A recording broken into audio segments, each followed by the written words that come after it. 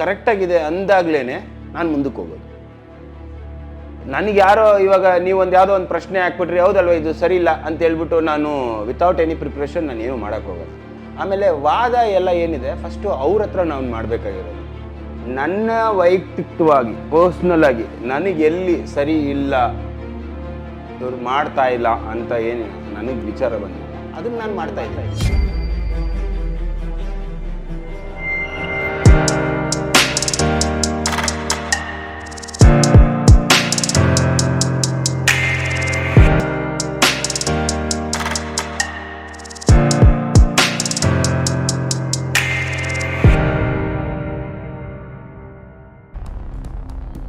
ನೀವೇ ಯಾಕೆ ಮಾಡ್ತಾ ಇದ್ದೀರಾ ಅನ್ನೋಂಥದ್ದೊಂದು ಪ್ರಶ್ನೆ ಬಂತು. ಸ್ವಾಮಿ ಇವಾಗ ಮಾಡಬೇಡ್ರಿ ಅಂತ ಹೇಳಿದವ್ರು ಯಾರು? ನನ್ನ ವೈಯಕ್ತಿಕವಾಗಿ ಪರ್ಸ್ನಲ್ ಆಗಿ ನನಗೆ ಎಲ್ಲಿ ಸರಿ ಇಲ್ಲ, ಇವರು ಮಾಡ್ತಾ ಇಲ್ಲ ಅಂತ ಏನು ನನಗೆ ವಿಚಾರ ಬಂದಿದೆ ಅದನ್ನು ನಾನು ಮಾಡ್ತಾ ಇದ್ದೀನಿ. ಇವಾಗ ನಾನು ಹೇಳ್ದಂಗೆ ಪ್ರತಿಯೊಂದೂ ಒಂದು ಮೊನೋಪಲಿಯಾಗಿ ನಾನು ಹೇಳಿದ್ದೇ ನಡಿಬೇಕು ಅನ್ನೋಂಥದ್ದು ನಾನು ಎಲ್ಲೂ ಅದನ್ನು ಮಾಡಲ್ಲ. ನಾನು ಯಾವುದೇ ಒಂದು ವಿಚಾರ ಬಂದ್ರೂ ಅದಕ್ಕೆ ಸಂಬಂಧಪಟ್ಟ ಅಧಿಕಾರಿಗಳನ್ನ ನಾನು ಭೇಟಿ ಮಾಡ್ತೇನೆ.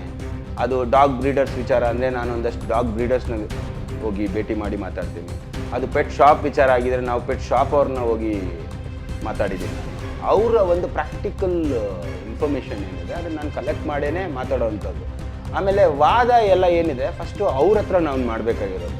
ಅವ್ರು ಯಾವಾಗ ಕನ್ಕ್ಲೂಡ್ ಮಾಡ್ತಾರೆ, ಹೌದು ಪುನೀತ್ ಅವರೇ ನೀವು ಮಾತಾಡ್ತಾ ಇರೋವಂಥದ್ದು ಮತ್ತು ವಿಚಾರ ಏನಿದೆ ಅದು ಕರೆಕ್ಟಾಗಿದೆ ಅಂದಾಗ್ಲೇ ನಾನು ಮುಂದಕ್ಕೆ ಹೋಗೋದು. ನನಗೆ ಯಾರೋ ಇವಾಗ ನೀವೊಂದು ಯಾವುದೋ ಒಂದು ಪ್ರಶ್ನೆ ಹಾಕ್ಬಿಟ್ರಿ, ಹೌದಲ್ವ ಇದು ಸರಿ ಇಲ್ಲ ಅಂತ ಹೇಳ್ಬಿಟ್ಟು ನಾನು ವಿತೌಟ್ ಎನಿ ಪ್ರಿಪ್ರೇಷನ್ ನಾನು ಏನೂ ಮಾಡೋಕ್ಕೆ ಹೋಗಲ್ಲ.